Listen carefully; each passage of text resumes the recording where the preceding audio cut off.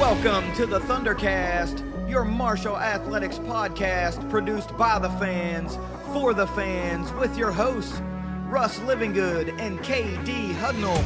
We're bringing you the thundering word on the thundering herd each and every week, so keep it right here. The ThunderCast is on the loose.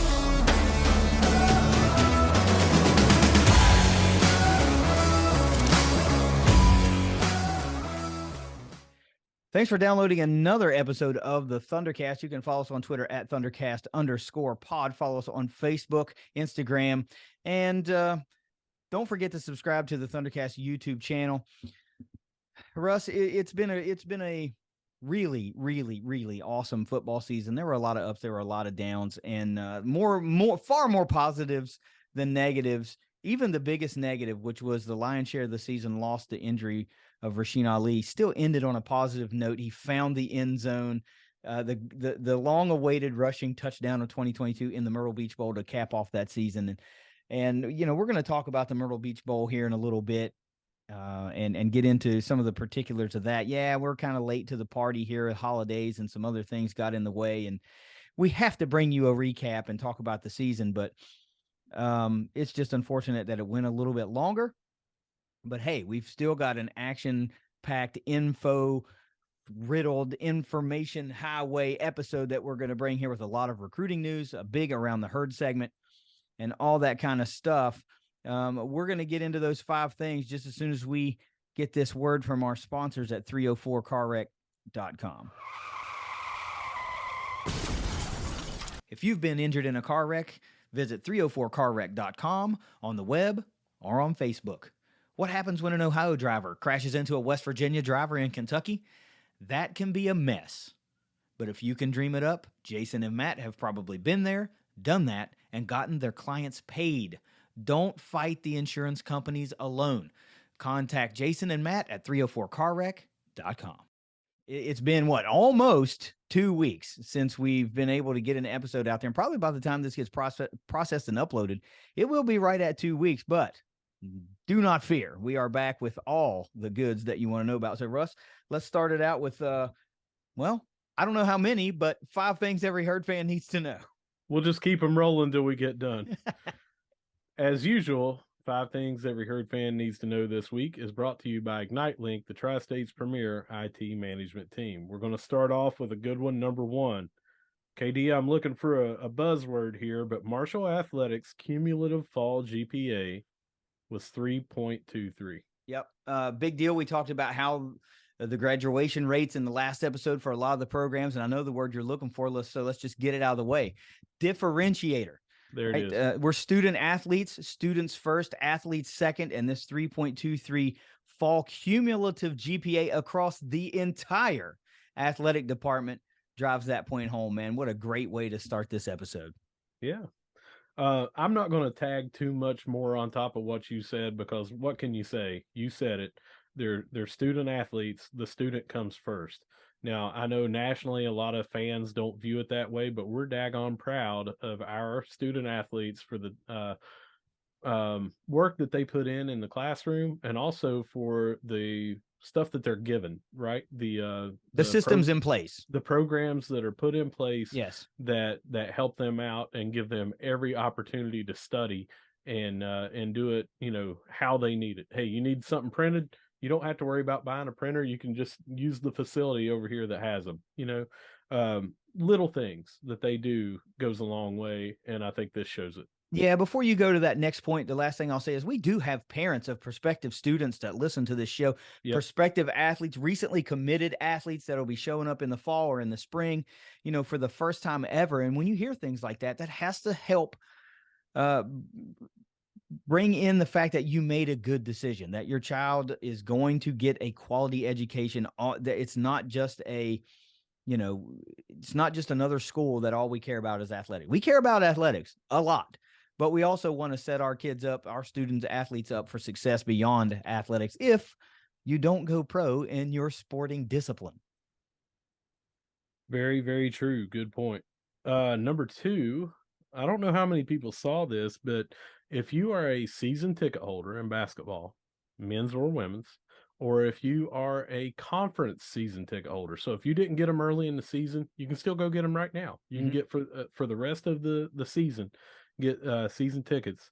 You will be entered into a drawing to a VIP package for the Sun Belt Conference tournament for the men and women. And I think that's just an absolute great program that's out there for these people that are already either already ticket holders or people that are on the fence that would say, well, yeah, I really want to go get them. Here's another incentive. I mean, the men's basketball team record alone should be enough for you to pull the trigger on season tickets, because what a great season they're having. Mm-hmm. We're going to talk more about that here in a little bit when we go around the herd, but I have not seen this. And we are season ticket holders. Of course, we give all of our season tickets away to each and every game, both men's and women's. So if something crazy happens and we happen to win this sweepstakes, well, somebody's going to go to the Sun Belt Conference basketball tournament, probably on our dime. I won't say on our dime. We're not paying you to go, but you'll get those seats. But this is really cool, man. And I saw a number of ticket, what do you call them? I can't think of what I'm trying to come up with. They're offering deals on tickets. Yeah. The word just escaped me. I'm sorry. So you can get lower bowl seats for $23 right now. I think until that deal ends.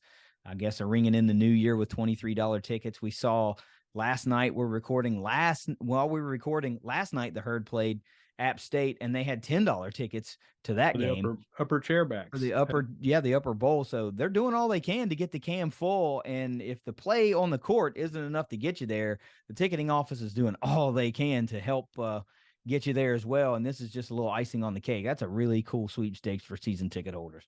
Yeah, and we're going to tweet that out. I will find that, and you or I will have that for everybody. But it's an incentive that, I mean, man, you want to go watch them play anyway. How cool would it be to have airfare, hotel, VIP treatment at these tournaments? I mean, it's in Florida. I think it's in Pensacola. In Pensacola, yeah. So anyway, get on that if you haven't, and look for what we'll be putting out. Number 3, Kalen Laborin accepts an invite to the Hula Bowl. He signed with Young Money APAA Sports, which, before I go on, do you know anything about that? Who Young Money APAA is? No. Lil Wayne. Oh, is it? Okay. Yeah. I didn't know that. Yeah.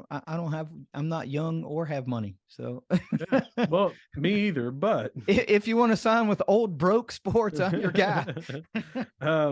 And then he also signed with Athlete Innovations for draft prep, and they've already put out something that you shared their tweet with him working hard. He's hitting it hard. We wish him a lot of work, and what a great guy to deserve all this to go make a name for himself in the pros. Yeah, man. I mean, of course, this thing is about Kalen, of course, and he's going to have to rank up there among the all-time greats with like 1 year with the herd. He had 1 year to get it done, and man, what a great all-time season he had for the herd. I will mention that also playing in the Hula Bowl, if I'm not mistaken, it's either Gilmore or Abraham. One of the two is also playing in the Hula Bowl. I can't remember which one it is. I think it's Gilmore. I think it's Gilmore that committed to play for the Hula Bowl. He did that a while back.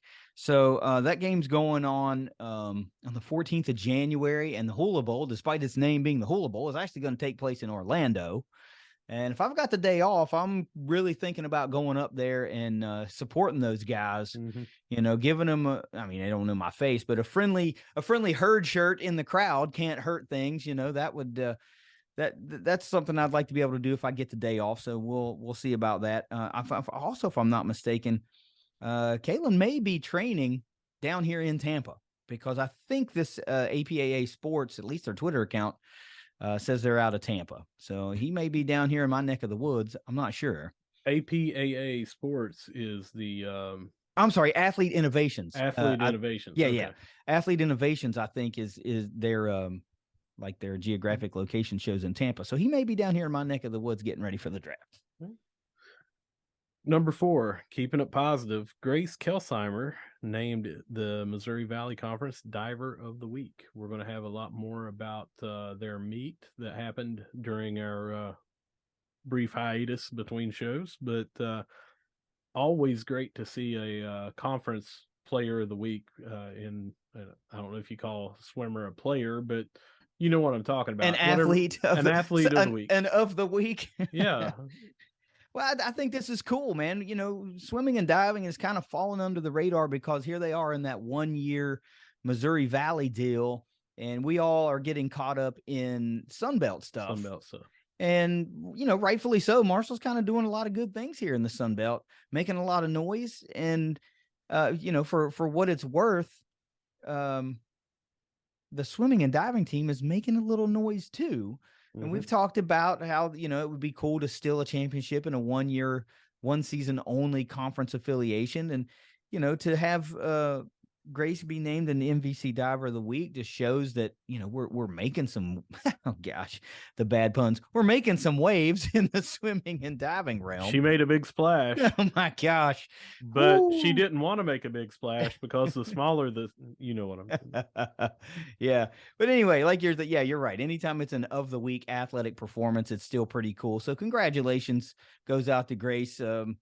And, you know, we'll of course keep bringing you the news of swimming and diving and how they do throughout the season. But, I mean, if I'm being honest, I'd like to get to the Sun Belt with this. I'd like them to go in, dominate, and just get to the Sun Belt, get that sport being sponsored by the conference and, you know, bring everything back in-house in the same place. But this is pretty cool nonetheless. Number 5, Oliver Simla was drafted in the 2nd round of the MLS Super Draft. I guess I'm a Colorado fan now. I mean, I don't really follow the MLS, but if they got herd players, I'm going to follow, right? I'll be fans of that team. So he's got to be an all-timer no matter way you look at it. Yeah. You know, he racked up the accolades. He was here. He seemed like he was a frozen wall out there at times where people just could not get him past him. Multi-talented. You saw in the I think it was the game against Virginia when we went into penalty kicks. He stopped the first kick, and then he just grabbed the ball and went out there and he kicked it himself and scored. Yeah. You know, for the first to put him up 1-0. Extremely talented guy, and I think that he's one of the guys, along with Grassy and those other players that were here during that 4 to 5 year stretch that he was here, that just raised our national perception up so high that we're probably getting a lot of recruiting bumps from his play and all that. So yeah, kudos. I think that goes without saying. It's hard to fathom at this point with all the victories and accolades and the levels that this program has achieved over the past few years with him, you know, guarding the net. It's hard to fathom that somebody's going to supplant him in short fashion. You know, he's just that great for the herd. And I want to say that was this Marshall's second highest MLS draft pick was Dolabella the first. I want to say the first highest. I would say, but I just cannot. I don't have it in front of me. Me neither. And I feel like it's just, you know, rattling around in the back of my head. Like I saw that during draft day or somebody had tweeted that out, but yeah, I don't care. However you slice it, man, that's awesome. I mean, putting, this is not a draft that we are frequenting, you know, so to be able to start putting people in that draft. Yeah, right. So it's 2 in the last number of years, and, you know, where it was none basically, or 1 up until that point. And now it's a multiple picks in within a small, you know, span of seasons. This is where we want to be. This is how you continue to raise that perception. Once your playing time is officially done with the herd, you go make some noise and put guys in the pro level. So this is great. This is exactly what we needed. The next, you know, exclamation point for Marshall men's soccer in the 2022 season. We got to talk about it. We've got an extra. Number 6, Bruce Morris's footprints. Yeah. Let's talk about it. Yeah. The whole thing. Highly debated topic on the social media when it was discovered that they were not included in the newly laid down Cam Henderson center floor, and the outcry from the fan base was legit. You would think that was not something that would necessarily make as much noise from the fan base as it did, but it did. And I was in that crowd that thought it was an unnecessary omission. And I'm not shy about saying that because we've seen some rectification with that a little bit. And as a matter of fact, late last night, I was late seeing it, but it was, the tweet was 6 hours old when I saw it, but it was from Christian Spears, and he said tradition matters. And it was a group photo of, the Morris, what I assume was the Morris family, with the framed set of footprints that match what is now on the court. So kudos to him for making that scenario correct, putting those footprints back on the court. Marshall fans are happy once again. And, I'm going to go ahead and say that was a crisis averted, because people really got angry about that. They really did. They sure did. So where did you stand? Was it inconsequential to you? Was it like something that should have been there all along to you, or what? Where are you with that?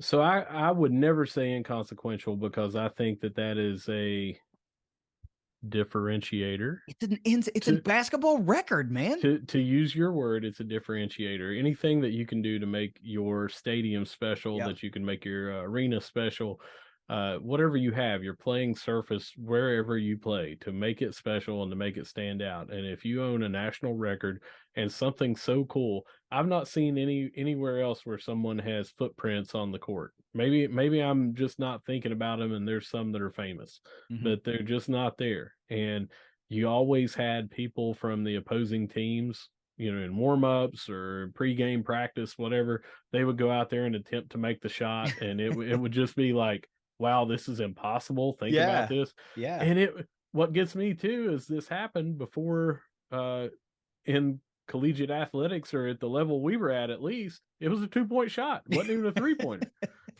So it will forever be the longest 2-point shot. That's true. In my opinion. That's true. So I would never say that it was inconsequential. What I will say is, rewind this show months and months and months, when I said that I was lucky enough to become a board member of the Big Green.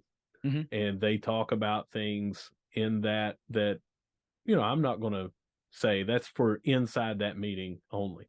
Well, they showed the court before the court was shown to the public, and it did not have the footprints on it. And there was a very brief discussion, and from everything that was discussed, it was kind of clear that the footprints were going to be put on there. So I just remained silent. I didn't want to say, now that they're on there, I mean, I don't have any reason to withhold any of that info. There was no behind the scenes of, no, we're not going to put them on there. That was never stated, because people asked, and no one ever said, no, we're just not going to do it. Right. They just said, be patient. And I think, and this is all opinion, this is not news, I think that they had this plan to put them on there, and just kind of underestimated the reaction and how viral social media would go in such a brief time. But you have to remember, this floor got held up for reasons that we couldn't control. They had announced that this floor was going to go in, and they had every intentions of putting this floor in before the season.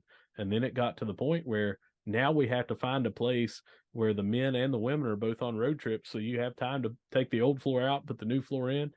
I just feel like that they did not have enough time to do it the way they wanted. It had already been painted, that they had to get, and again, this is just my speculation hat, that they wanted to get the floor installed to accurately put in the distance of the footprints. So if you paint them on the floor before it gets installed, then you're like, well, hell, this is 88 feet and 11 inches away. They were a full 11 inches off. I feel like they wanted to do it. They didn't have the time. And before they could make an announcement on it, everyone just went crazy. And they then had to say, okay, guys, we're going to do it on, the first Sunbelt game. So that was my take. And I could be totally wrong, but I do know that no one ever said, no, we're just not going to put Bruce Morris's. No one devalued the footprints in there. They all said, yes, we want to put them back on there. Yeah, and it started to look like it was going to be a special deal. right? Because that shot happened against Appalachian State. Right. Oh, and we just so happened to be playing Appalachian State last night when they debuted the In the Footprints Sun Belt. again. You know, in the first time they played since what did they say 2010, I think, on the broadcast. And first Sun Belt game. Right, Sun Belt inaugural home game. The team that you hit the shot against, and it sounds like a great plan.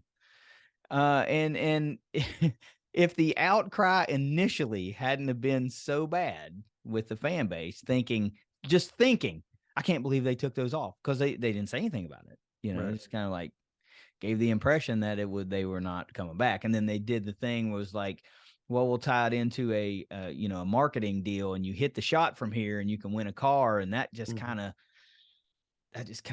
didn't set even. That set even worse with sections of the fan base. It's like, that's just not what this is. Well, because you can do both, right? You can do both. You That's can right. have the permanent footprints on there and still win a car. That's right. So it didn't have to be an either or. That's right. I think that's where a lot of people got upset. But I am of the belief, and if somebody wants to come out and make an official statement and refute my belief, I'm not going to get upset. I've been wrong plenty of times before. But I am of the belief that it was always their intentions to have those on there. They just wanted to kind of do something special. Yeah. And you can't do that before, you kind of have to unveil it at a game. So if you couldn't do it at the first game, you know what I'm saying? Are you going to do it for, I don't know who the team was that we played here. It wasn't Toledo. I think it was maybe even after Toledo. It may have been Toledo, but who cares about doing it before Toledo? Well, see, here's my thing. If that's what you're going to, if you get tied up because of logistics or whatever, just go ahead and announce it as an event. We're bringing Bruce back. They're going to be the thing. We're playing App State, blah, blah, blah, and make a big hoopla about it. Right. So that people are like, hell yes. Yeah. I can deal with the footprints being on the court immediately, because they're going to do something really special and they're out in front of it and they're bringing Bruce back and it's going to be cool, man. And that was just the misfire. My opinion.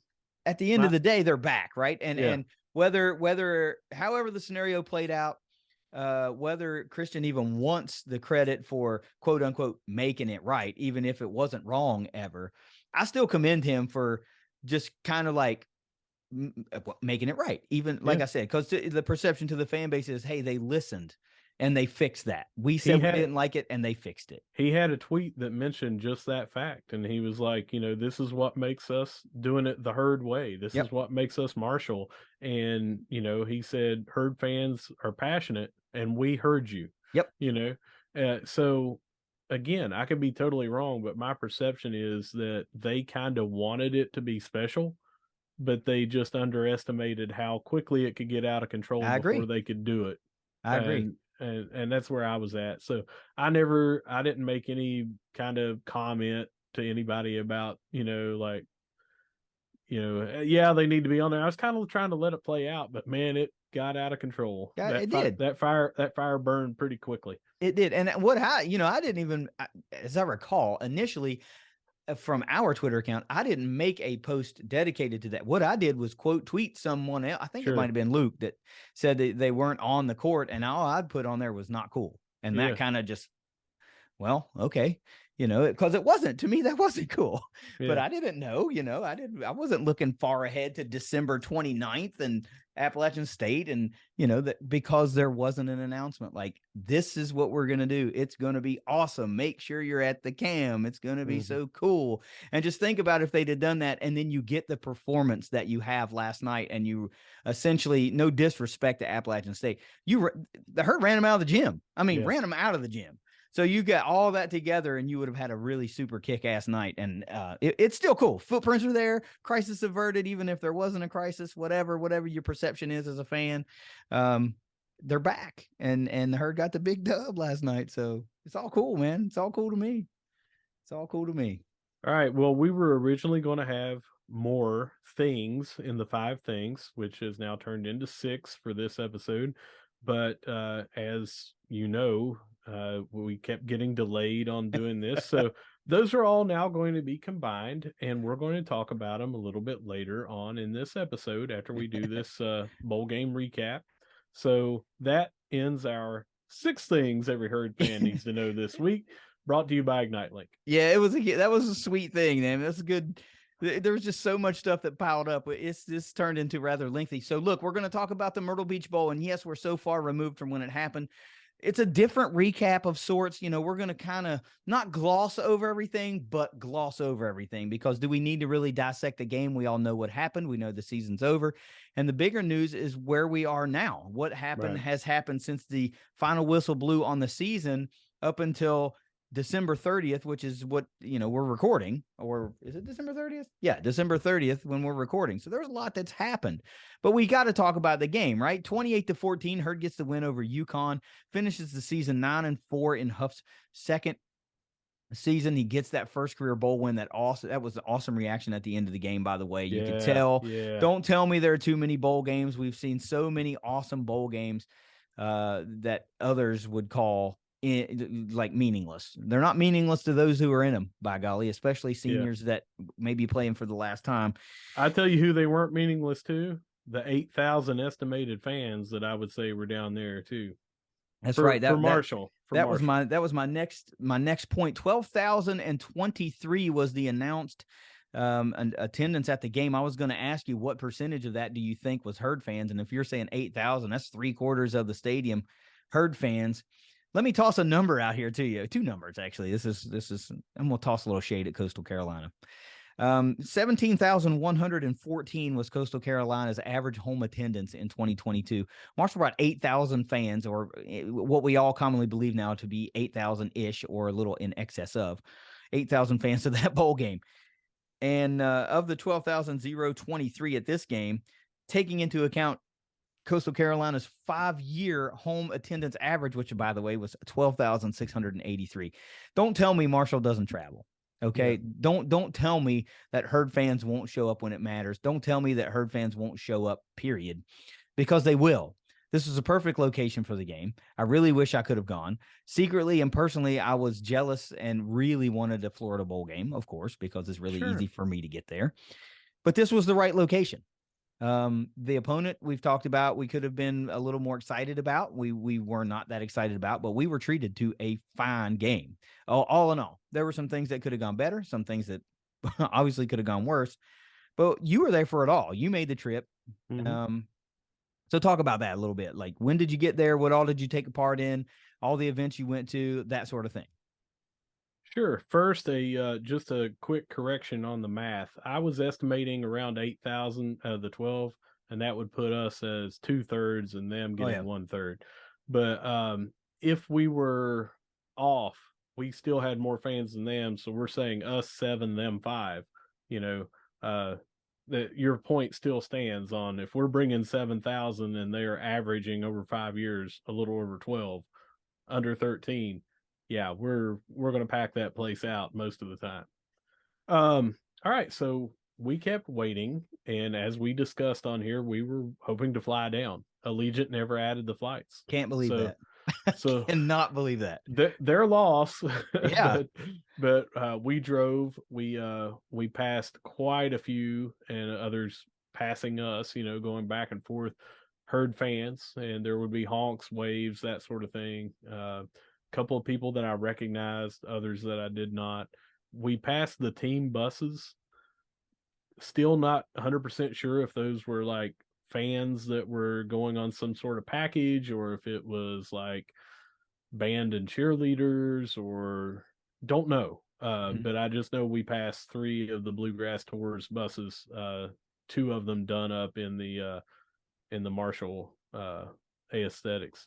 And that was cool. We passed them twice because we had to get off and get gas and that sort of thing. When we got back on, we got to pass them a second time. Made it down in good time. Got down there. I'm not a Myrtle Beach guy because I can't stand the big crowds and all that. December at Myrtle Beach was not near what it was going on Miners Vacation and Memorial Day weekend and all those times that I remember in the past on just how packed and crowded it was. But there were a lot of Herd fans down there, and you would see them at every turn. At the hotel that we were staying at, which was kind of in, I would call it old Myrtle Beach, downtown Myrtle, not North Myrtle and not South. There were some West Virginia proper fans in there with WVU gear on that were, condo owners in that hotel that were just down there for the winter, saw our gear on, talked to us about, you guys playing today and good luck, and told me where they're from. It's just always nice to run into West Virginia people. And I don't mean WVU people, people that live in the state of West Virginia. So it was just cool, to get to talk to some people. Hey, where are you at? Here's where I grew up. My brother worked there for 20 years. It never gets old when somebody tells me that someone they know worked in Gilbert for 20 years. I'm like, do you have the right Gilbert? I mean, but anyway, it was great, man. We got down Saturday around, it was before 3:00. So we missed out on the Friday night Crocodile Rocks thing that was going on. And I heard that was just slamming. I really wanted to be there, but logistically we just couldn't do it with work and the kids and school and all that. So we did get to go to Wild Wing Cafe, Walt's place, who had passed away recently this year. Got to go in. I took that photo of the 4 seats and the Thundering Herd team photo of the 1970 team there. Packed out, man. It was so packed in there. I didn't mind that there was a wait because it meant we were packed. And I kid you not, the waitress said, I mean, we only had like X amount of people on staff and it wasn't busy. And then all of a sudden you guys all showed up at once. She said, was this like planned? And I was like, yeah, it was actually. no, we just all happened to be wearing Marshall gear and showed up at the same time. Whatever.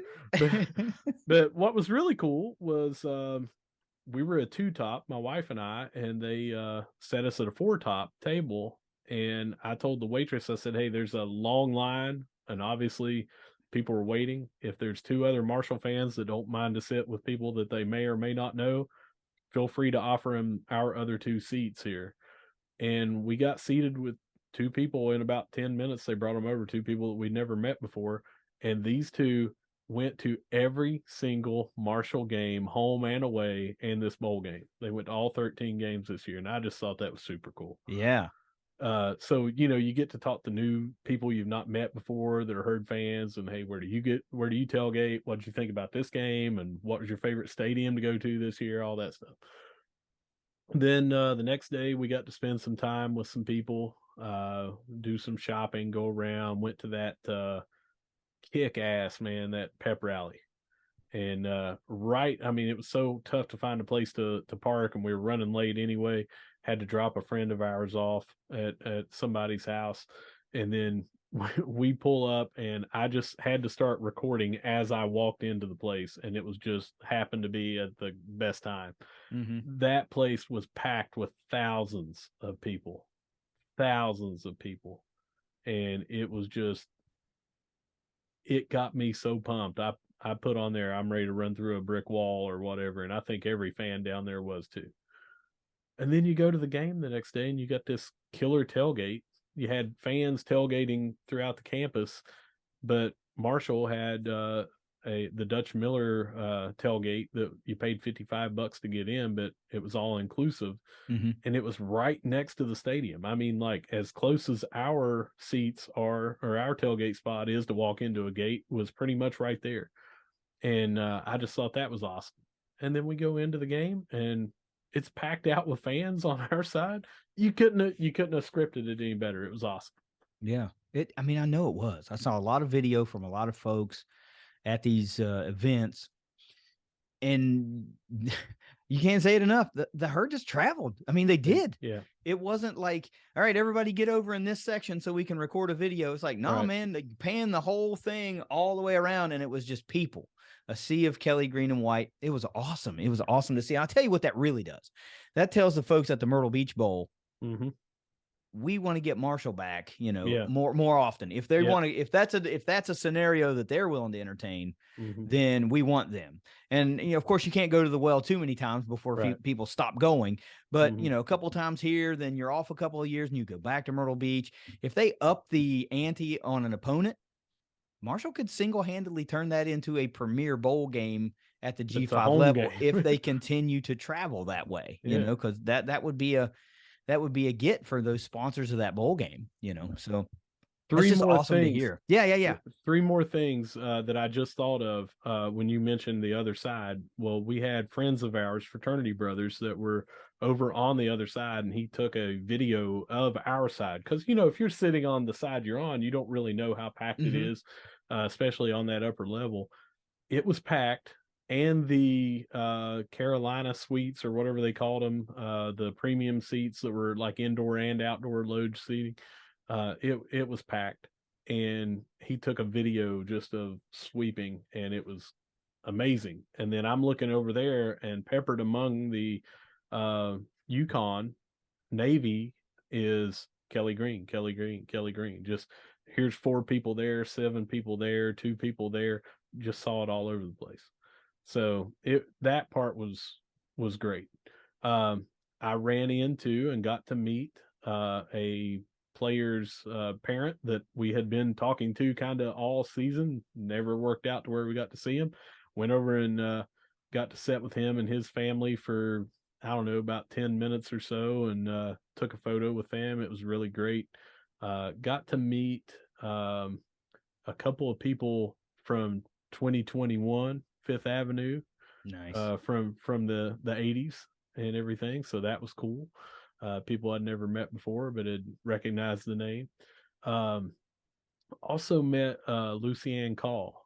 If you recognize that name, she's kind of over the fountain ceremony, helps out with it every year. Her father was the athletic director that passed away on the plane crash. She was a cheerleader here at Marshall. She knows everyone, and everyone knows her. We went over to her house, her and her husband Rick, and got to spend some time with them, get to know them, and that was just great too.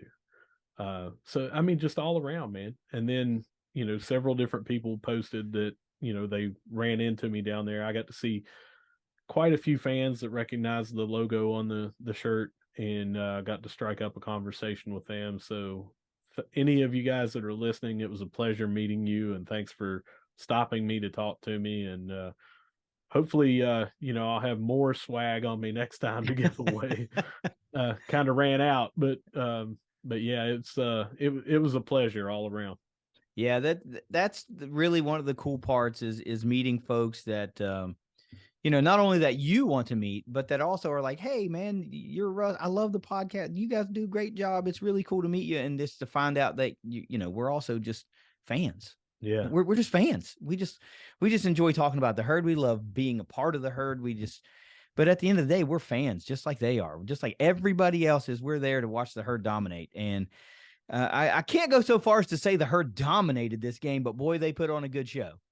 And so let's talk about that. I mean, it's great that I'm glad you had a great time. I'm really jealous that I didn't get to go, especially in retrospect, when you see all the video and you see how fun it was, and you start saying like, man, I really missed out on that one. That was a missed opportunity. But like I said, it was Cooper's birthday. I was tied up, man. I wasn't going to Myrtle Beach. My little boy turned 11, and we had a great time doing our own thing. That's right. It's just an unfortunate date, but I'll get him next year. We'll get another bowl game next year, as long as it's not on December 19th. If there's anybody listening, actually, just do me a favor.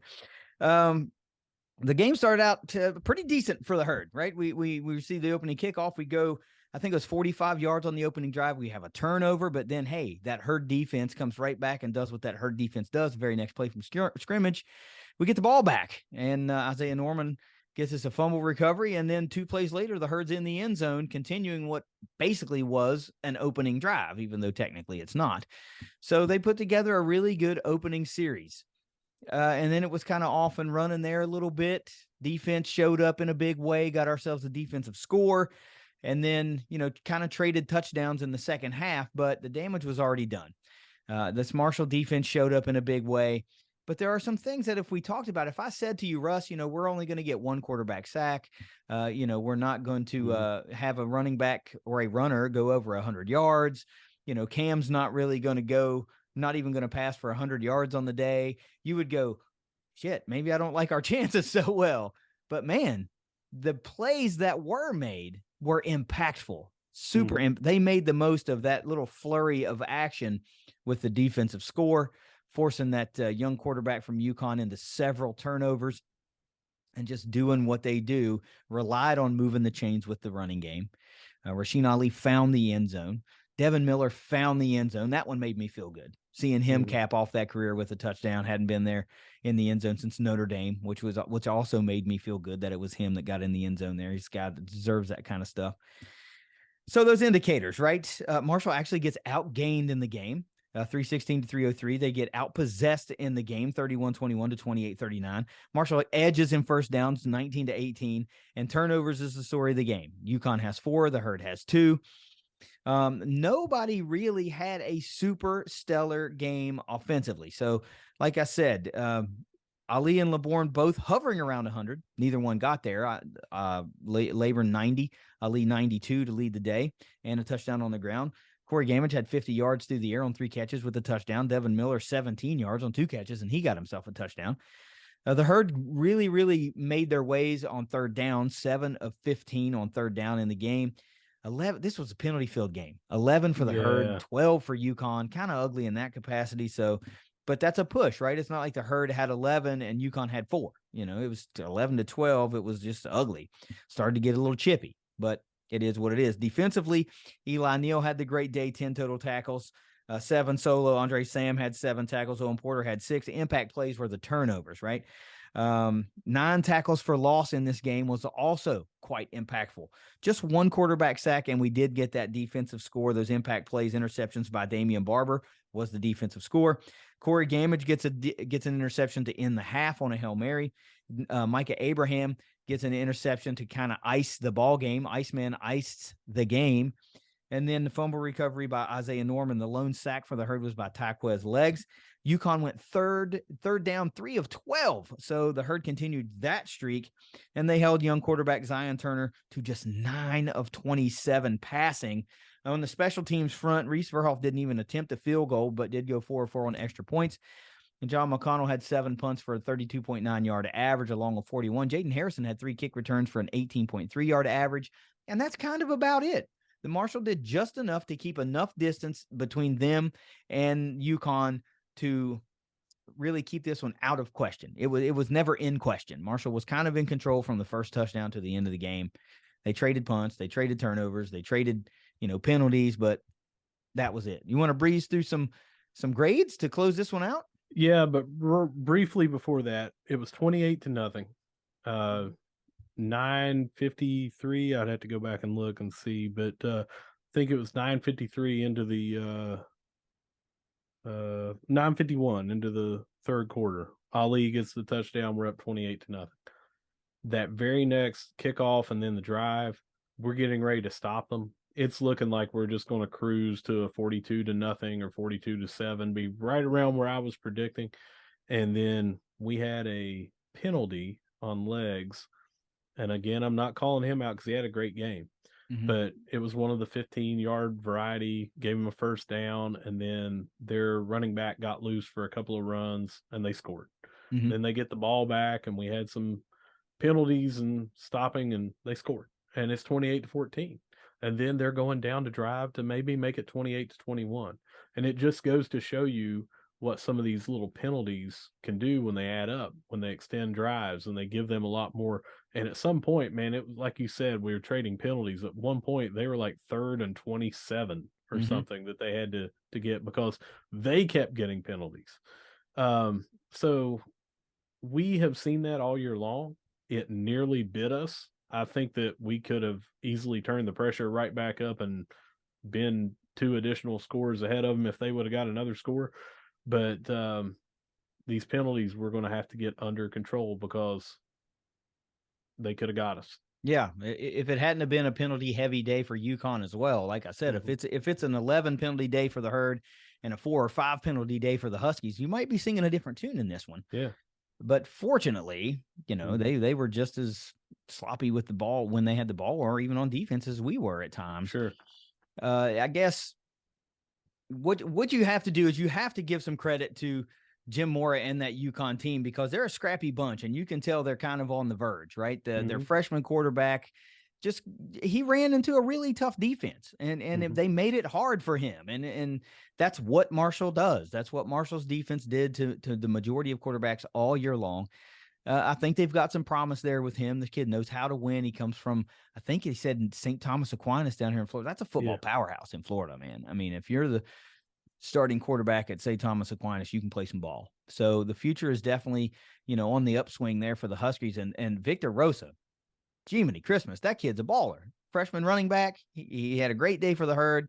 He started getting loose there in the second half and put a couple on the board. He's a playmaker, and he's a Connecticut kid. So, homegrown talent doing big things for them. And I imagine he will be a big weapon for them for a number of years and end up being a fan favorite because he's a local kid. And we always root for our local kids come out of Spring Valley, Owen Porter, for example, and Midland like Logan Osborne does, and even Huntington High. So I get that feeling.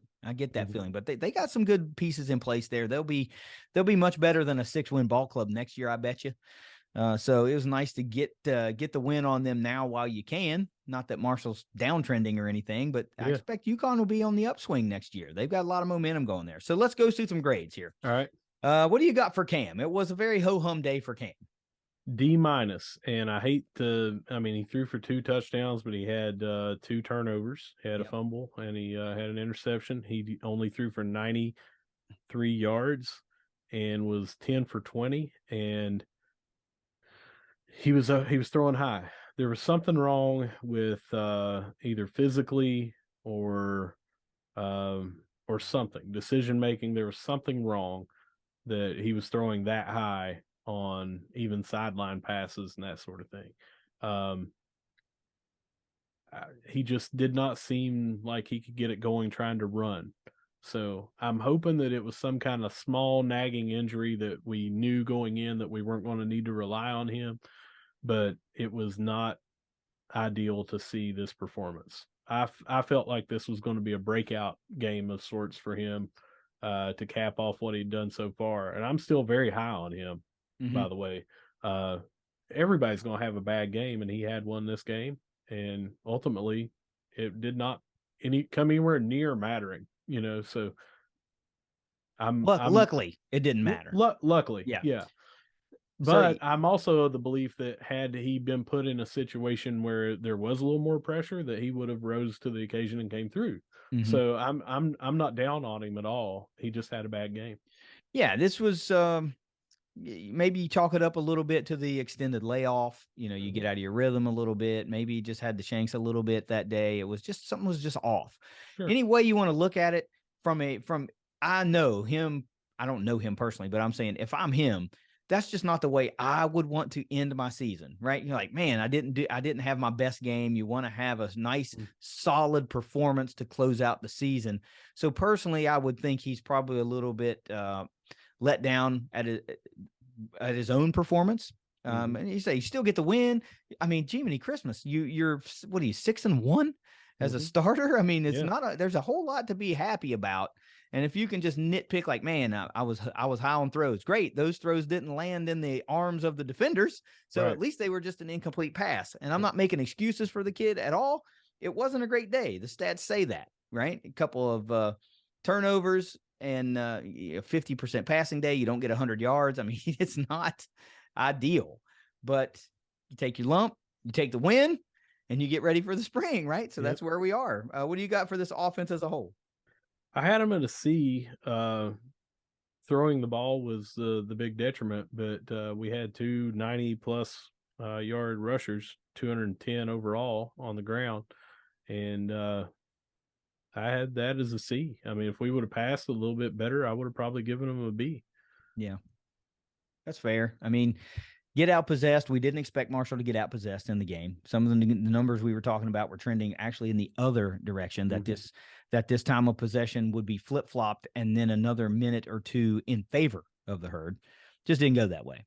And Marshall was still able to that defensive score really was the catalyst that got this thing going. Yes, we scored an offensive touchdown first, but it was that pick six from Damian Barber that really got this thing going. That's what got those guys hyped. So the offense really couldn't find its way most of the day. They ran the ball well. They were able to move the chains well. They found the end zone a couple of times, but it was the penalties that kept killing them. So, That's a lot to 11 penalties is a lot to overcome. And yes, not all those are on offense, but when it's just hard to overcome. So it helps bring context to the way some of these numbers look, but still, like you say a lot, it's got to get cleaned up. 112 yards. Yeah. I mean, that's flipping the field a lot of times. Yeah, it surely is. So how about this defense though? Let's go there. Defense, I'd have to give a B plus, and other than giving up Rosa a couple of runs, that was it. I mean, they were all over the field. I mean, it easily could have been an A, and the only reason I'm not going up to an A is because they didn't have the big sack numbers, that sort of thing. I tell you what, man, there were a couple of offensive linemen on there, and I don't know if one of them was the All-American we were talking about on the pregame, but they were just really handling our defensive line about as best as you can handle our defensive line. Our defensive line has beasts on it, and they were keeping them just out of reach. I'm not saying they dominated our defensive line. I'm saying that they maintained them to not go wild on their team, and that's how they handled them. If they would have gotten in some more sacks and everything, you're probably looking at it close to a shutout. Maybe just one of those scores gets in, and we have a lot more impact plays, that sort of thing. And I had to notch them down for the penalties. Directly leads to scores. I mean, you have to do that. It did that. It extended drives and led to scores, and they still get a B from me even with that. But I mean, pick your poison. You either have less penalties off your defense, or you get a couple more sacks, and I've got you up at an A or an A plus. So still a very good game. Yeah, it was an outstanding game. I mean, geez, 4 forced turnovers, one of which goes for a score. That in and of itself is enough to just shoot you up the grading scale. And then you toss onto it. Yeah, you don't get a sack per se, but you got 9 tackles for loss. Yeah. So you're still creating negative plays in the backfield. It was a pretty close to great performance, if not borderline great performance. It really only got sloppy in the second half when a few big runs were started to break off, in addition to penalties aiding in those drives. Yeah. So it's a fair grade. Special teams, there wasn't much going on there. What do you want? You needed 4 points. You got 4 points of the 4-point opportunities that you got from your kicker. What more do you want?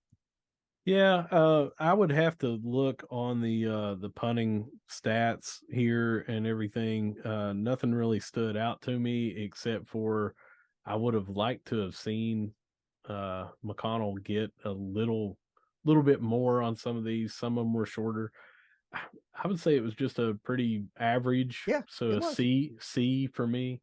Yeah, it was very average. Nothing big in the kick return game. Gilmore only had an opportunity at 1 punt, and I think that was either a fair catch or he had like a 1-yard return. No, so he had, I think it was 5 yards, but he had to run 15 to get there because when he caught it, he got spun around. That's right.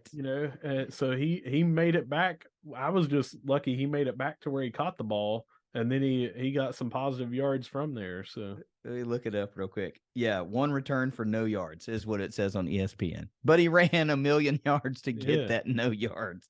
All right. How about the coaching effort for this game with everything that goes into a bowl game? Keeping your guys on track, keeping your guys prepared, the extended layoff, all the festivities, distractions, and everything like that. How about this coaching staff? I'm giving them an A.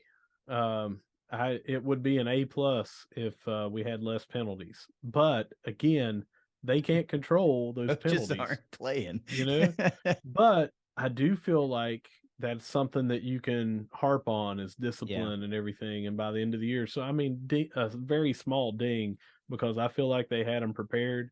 We were up 28-0. We were probably going to sink the teeth in after that and just run it down their throats. And I don't feel like they could have stopped us, even though they were, again, I say contained. We ran for 210 yards on them and in less time of possession than they had. We just did not run all over them with 400 yards like I thought we might be able to do. Yeah. But I feel like they did everything and just the passion from every single one of them. They wanted this game. They had their guys prepared. It was looking like pretty much a cakewalk, you know. So at the end of the day, the last stat that you want to talk about from a coaching standpoint is 9-4 looks a hell of a lot better than 8-5. I mean, it just does. Sure. So that's the one, right? That's the one. So that's the kind of the exhale at the final whistle on the season. You're like, we got 9 wins, like 9 wins. You know, we let a game or two slip away here, and you think back of, you know, the Troy game, which we know what Troy turned out to be, a conference champion, a great team, 10-win ball club, 11-win ball club, great team, really great team. And I still feel like Marshall let that one slip away down there because they just couldn't do anything offensively. So you look at some of those things, and you're a bad first quarter away at home against Coastal Carolina from potentially being a 10-win team and playing in the conference championship game. So you're this close to all these things happening for you. You play tooth and nail to both conference championship game teams. It's rough. You're going to look at the schedule or the score and go, you played Coastal tooth and nail? No, you didn't in the first quarter, but the remaining 3 quarters, you damn sure did. You outplayed them, actually. Their first 3 drives, and we had those costly penalties that we were talking about, and it just seemed like they came out with their game plan, and as soon as we saw what that was, we just shut them down afterwards. Right. You know? So they caught us off guard a little bit. So I'm saying, you played them. You outplayed them in the latter 3 quarters of the game. 3 out of 4 quarters ain't enough to win that game, obviously, or you would have won the game. And it is what it is. But you're minuscule data points away from being a 10-win team, minuscule data points away from potentially representing the East in the Sun Belt Conference Championship game. And who knows what a rematch with Troy looks like at that point. So there's a lot to be excited about if you're a coach and a member of the coaching staff. There was a lot that went right and some things that were out of our control that went wrong that we overcame anyway. And there were some there was some ugly stuff that, Bowling Green, for example, that was ugly. I mean, that was ugly. But it's an early season. It's a different team. You can tell Marshall's a different team late in November than they were in September. And you're like, damn, you beat Notre Dame in September. Yeah, we went undefeated in November. Is what equally important in the grand scheme, I think.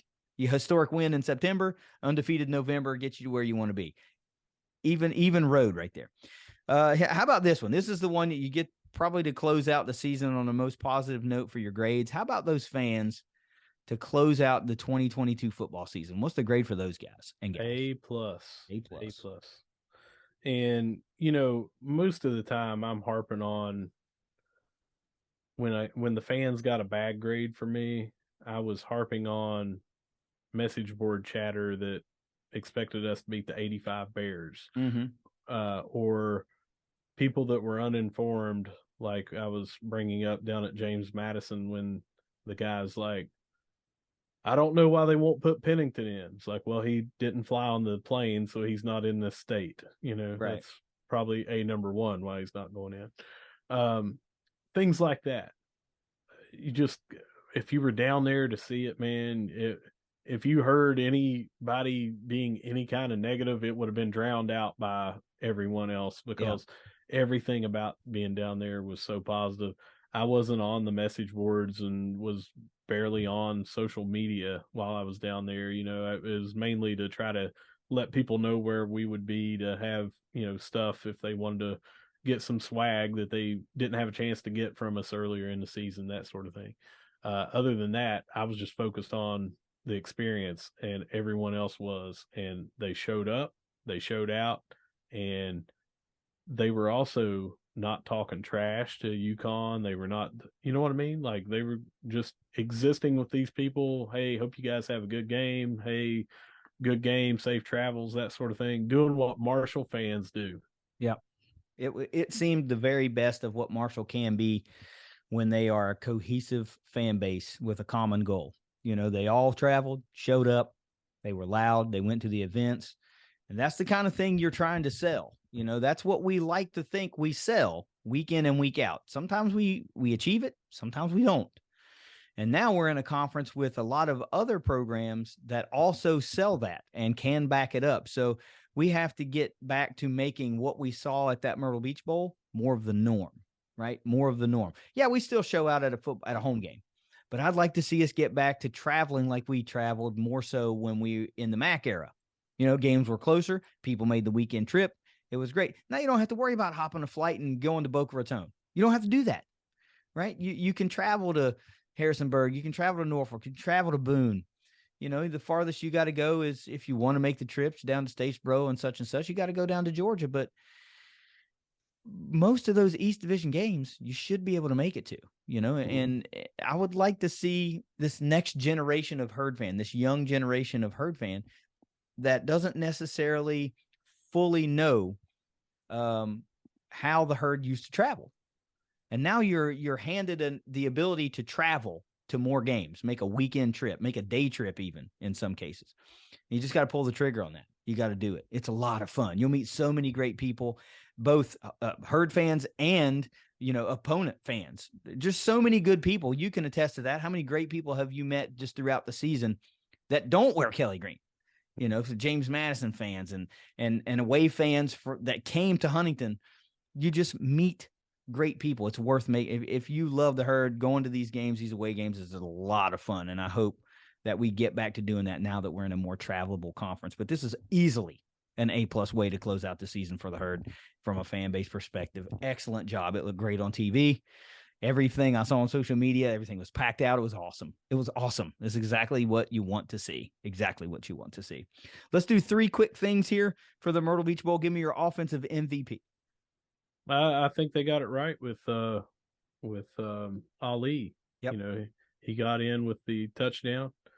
I think, his longest run was 38 yards, and he seemed to have that get up and go. And sometimes the lanes just weren't there for him, but he had 92 yards and a touchdown. On just 15 carries. Defensive MVP, who's your guy? I have to say the entire defense. It's a cop-out, but we didn't have that one singular player that had 3 sacks. We didn't have that one single player that had 2 interceptions and that sort of thing. It was a team effort, and they dominated there, except for those 2 drives that were on shorter fields, because of penalties and that sort of thing, and turnovers. I would say the big time guys stepped up and made the big time plays when they needed to. So it was truly a team effort. I'm going to cheat here just for a second. I got to give a special shout out to Corey Gamage. Dude caught a touchdown and got an interception in the Myrtle Beach Bowl. Yeah. I mean, how awesome is that? Nearly in the same part of the end zone. It was definitely on the same end of the field, but just a few yards away. He accounts for a touchdown and then stops a touchdown on the Hail Mary to end the half. That was just awesome. You don't see that very often. So special shout out to him. Special teams MVP. Who's your guy? I don't know, man. Nothing really stood out because I expect a point after kicker to make the point after kick. Yeah. It stands out when they don't make them, but when they do, I feel like, you're just doing what we're expecting. Yeah, you're expecting to do that. No shot at any of those guys because I don't think that I'd go 100%. I can't. But they can. They're expected to. So I don't know that there was one. Yeah, I guess I'd have to go with Jaden Harrison for getting us some better field position. That's fair. That's one area this whole season we didn't see anything of any importance happen with regularity. The kick return game or the punt return game. There really wasn't much went on that whole year. Russ, give me some final thoughts on the Myrtle Beach Bowl, and we'll close this one out. We're going to come back with a second part, but this one's running a little bit longer now, so we're going to break it up. We're going to post both of them at the same time. We're just going to be 2 separate episodes, so I don't have to dig for timestamps. So give me some final thoughts on the Myrtle Beach Bowl. I don't know that they could have picked a better location.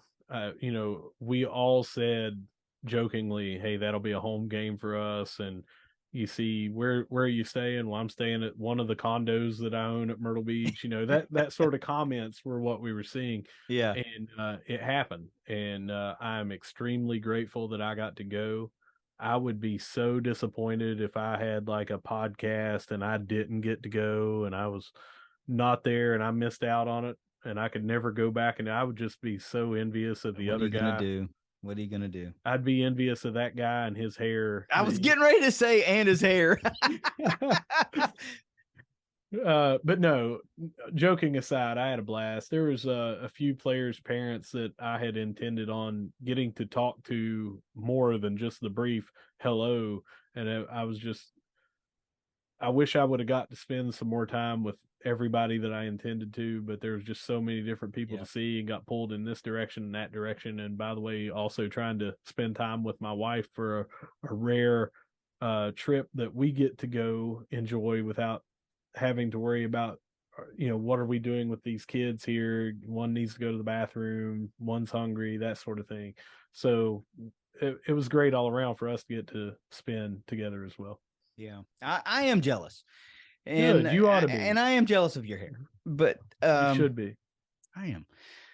It looks like a great time. And I thought you were talking about the hair still. And I am mad. I am a little mad that I didn't get to make the trip, but that's squashed pretty quickly. I enjoyed watching the game on TV. I enjoy that, even though I didn't get to go and see it firsthand, I still get to come on here and I get to talk about it. You know, and it's always, that's the double-edged sword, is there's never enough time to meet all the people and talk to them that you want to. Yeah. That's always tough, because I am very much like you. I don't know a stranger, I'll talk to anyone. And it's I hate having to feel those, man, I wish we could have had more time, or man, I wish we could have linked up. I hate that's part of it. Mm-hmm. So, but I get it, man. When you got youngins, it's hard to get, just a trip with the two of you, and you want to have a good time, and but there's just never enough time. And that speaks to how fast the time goes when you're having a good time. So but I am a little jealous. Joking aside, though, you got to spend time, you and your wife, with your son. Who holds a good place in my heart as well. So he is a nut. But you had something special that day as well. So for sure. Yeah. I mean, I'm not envious. We did have some fun, but it would have been cool if it would have been on another day and I would have been able to go. Yeah. It just looked fun. I'm not saying I would have chosen one over the other, but it just looked like a fun time. And as we look forward to next season and we start thinking, okay, when, am I going to be able to come to this game? I would like to go to this away game. I'm starting to piece those sort of things together. So I'm looking forward to that already. We're planning the trips. So it's a great way to close out the season, 9-4, which, albeit differently than what we said. We both said this would be a 9-win team. We thought it would be a 9-win regular season team with the potential for 10 in a bowl game. But, we were as right as you can be, basically. We just missed on one. So kudos to both of us for the way we rationalized the season and how we saw it breaking down. We didn't hit all the wins and all the losses, but at the end of the day, we nailed what we thought the final record could be. Mm-hmm. So look, let's take us out of here. And again, we're going to end this one. There will be 2 episodes, and we're going to give you a football update of everything that's happened between the end of the game up to this point, as far as recruiting and portal and all that stuff. And then we're going to take it around the herd with all kinds of news that's happened in the almost 2 weeks since we've been here. So take us out of here. All right. Well, whether you see us at the Joan, whether you see us at the Cam, whether you see us at Wild Wing Cafe, or wherever you might see us down at Myrtle Beach, wherever you see us, we're going to be saying, go Herd. Go Herd. It's the ThunderCast. Heck, we'll see you in about 2 minutes. Later.